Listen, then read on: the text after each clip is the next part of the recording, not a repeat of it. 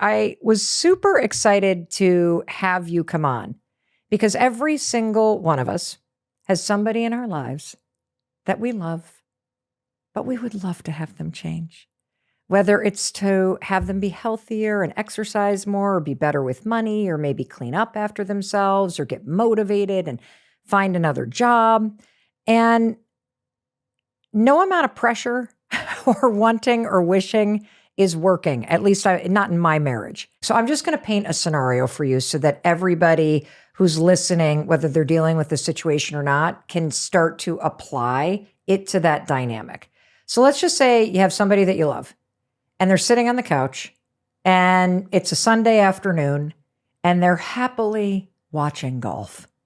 And as you see them sitting there, you feel this judgment and frustration rise in your body. And you start to think, why aren't they outside exercising? Why are they not like all the things that you would like for them to be doing?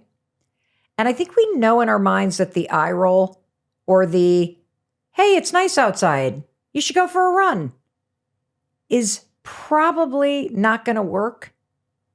But why do we have this desire to want to control what somebody else is doing?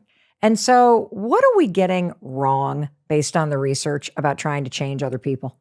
So there's a lot that we're getting wrong, but maybe just the premise that, when you want to try to change someone, obviously what they're feeling is you want to try to control me. Yes.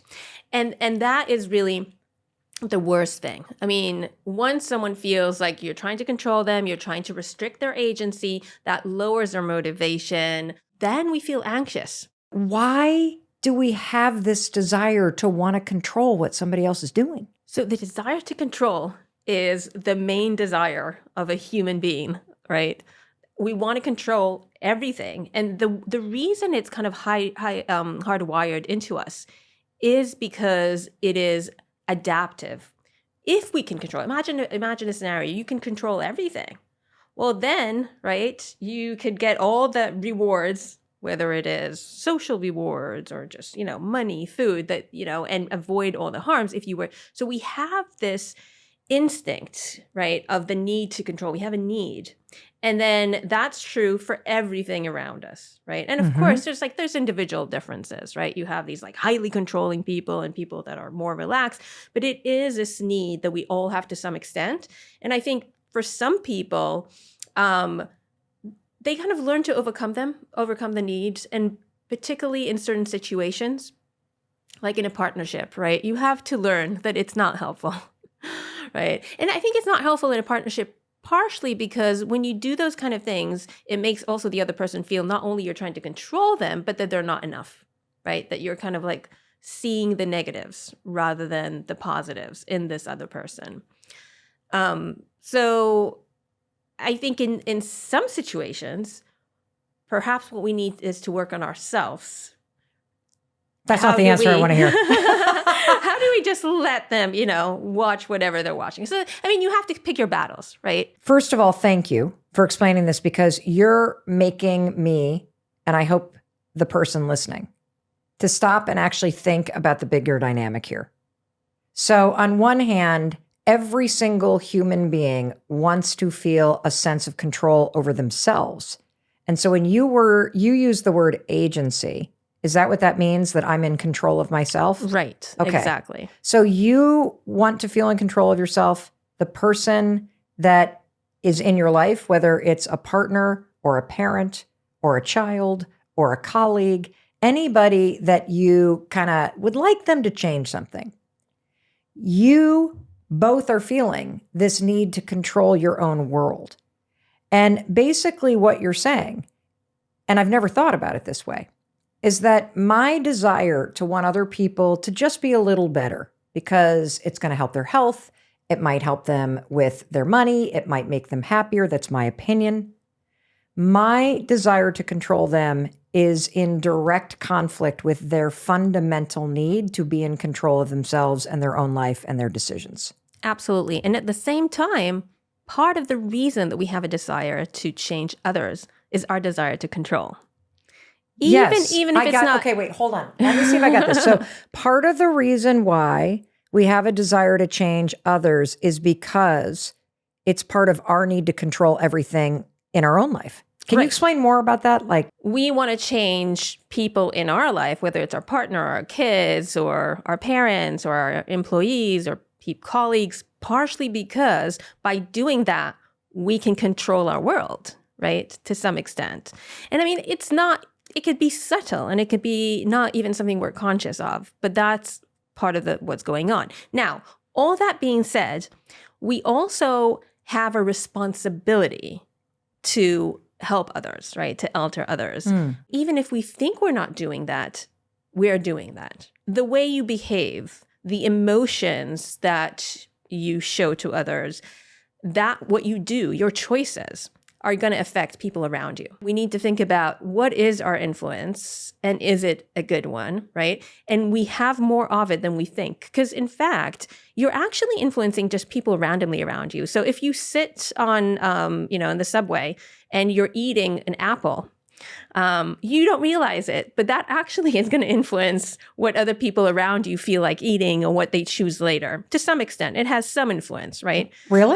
Yes. I mean, don't you feel that? You see someone eating an ice cream and you're like, a lot of times I see someone eating it and I was like, oh, I want an ice cream too, right? So it has some influence, but let's take another example. If someone's stressed, you don't know this person, they're just sitting, or, just in front of you on a subway, they will have some impact on your emotional state. And there's many studies showing that people are stressed or make people around them more stressed, even if they don't know them, even if they're not actual people in their life, right? Just random people.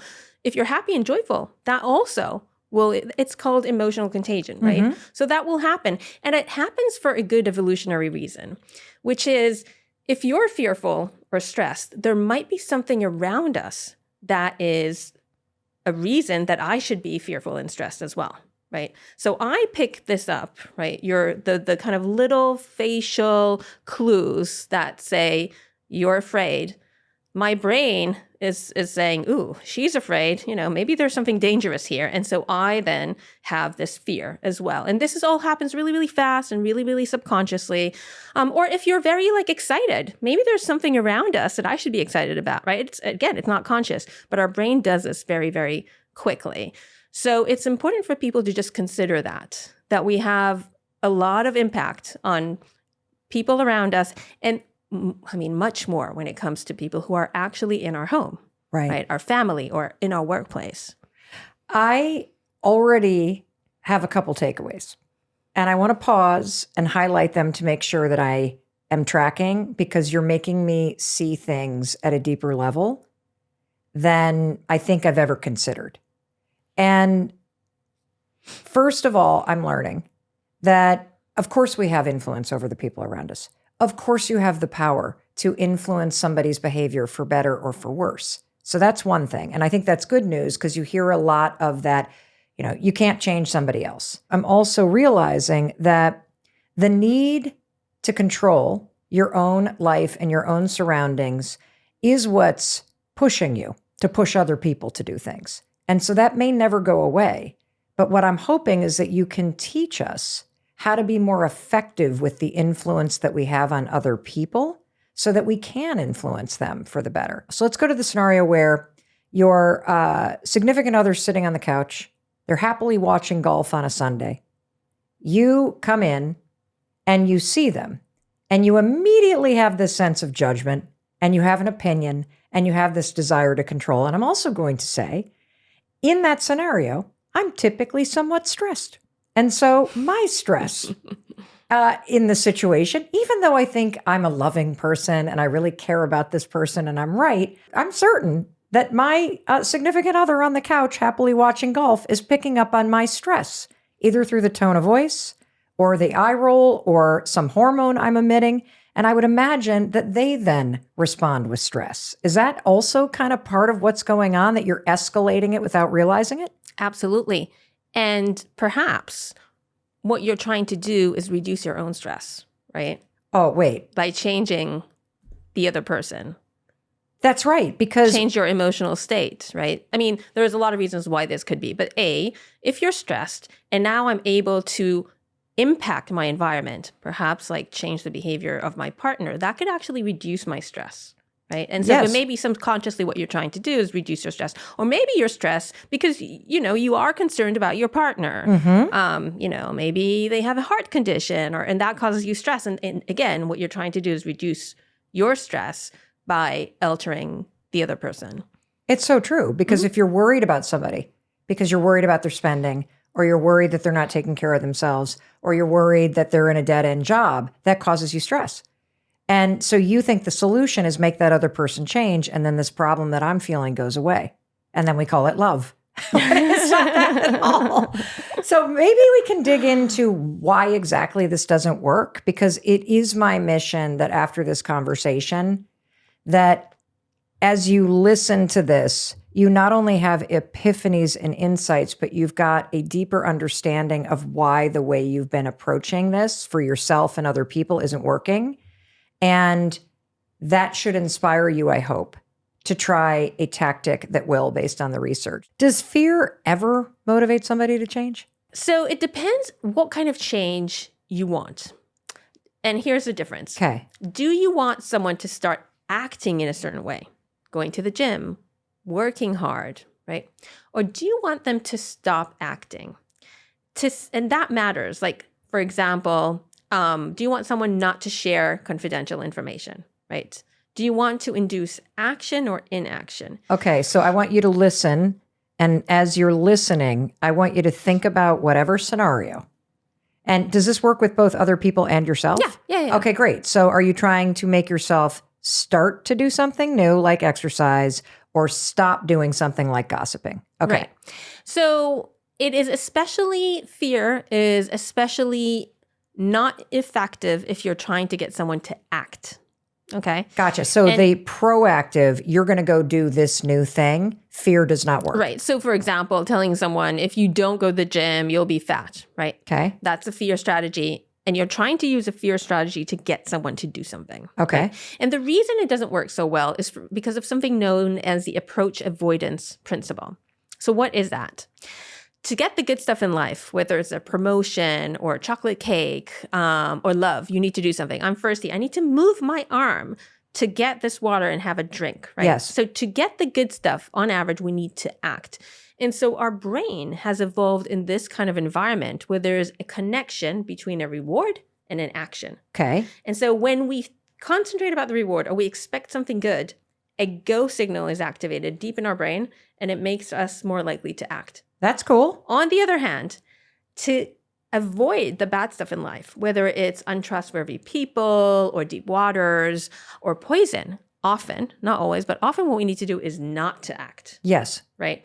And so there's a connection that kind of evolved in our brain where when we expect something bad, there's a no-go signal deep in our brain, goes all the way to our motor cortex and makes inaction more likely. It reduces action. Of course, we're sophisticated creatures. We can overcome this. So that means if you think something bad is going to happen, mostly you first freeze. Only then you do something, right? So a reward, I'm running. Bad thing, I'm standing put, right? And so you can see why to motivate someone to act, it's better to kind of highlight the reward, not the fear, because fear causes inaction. That's huge. Okay, so I just want to make sure that I got this because I think I just really understood it. You're basically saying anytime that you use fear or a make wrong on yourself or someone that you love, it causes you as a human being to freeze. Yes. It is completely backfiring as a tactic. If you're expecting somebody to go proactively be better with money or to look for a job or to have healthier habits or to get out of bed earlier or to help out more around the house, if you're using fear and make wrong, the immediate reaction internally is paralysis, fear, hesitation. Yeah, that's the immediate reaction. Wow. And of course, you can overcome this, So I'm not saying anytime that people are afraid or anytime that you use fear is not going to work, but that's kind of the basic mechanism. We've done really simple experiments where we ask people, they have to press a button to get money. Yeah. So that's a reward. Action, reward, right?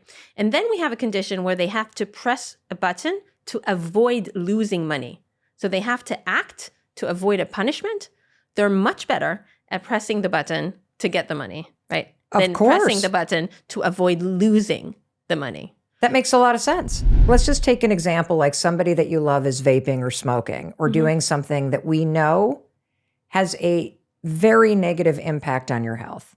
And you get frustrated and you're just like, you need to quit vaping. I'm really scared you're going to die. Your lungs are going to blow up, like whatever you end up saying and erupting at somebody. Why does that kind of like scaring tactic not work? One of the reasons is that we tend to think automatically it won't happen to me, right? Yes, other person who will smoke, they're going to die young. They're going to have lung cancer. But I'm probably going to be okay because I have these special genes. Often what we find is that actually reframing the message and making it about positive and progress works better. So I have a few girlfriends who smoke, and sure, they are concerned about cancer, but I see that really what's driving them to try to stop smoking is that they want to have a nicer glow, better skin, right? So you want to reframe this to highlight what is the positive outcomes. And taking it in a different domain, for example, you might say, instead of saying to someone, if you take route A, you will lose time and money, which is the negative frame, right? You would say, if you take route B, you will gain time and money. So does this work in both the situation where you want to motivate yourself and in situations where you're trying to motivate someone else to change? Yes, absolutely. And in many cases, the kind of things that help us in changing others, we can also use on ourselves. Every single one of us has somebody in our lives that we love, but we would love to have them change.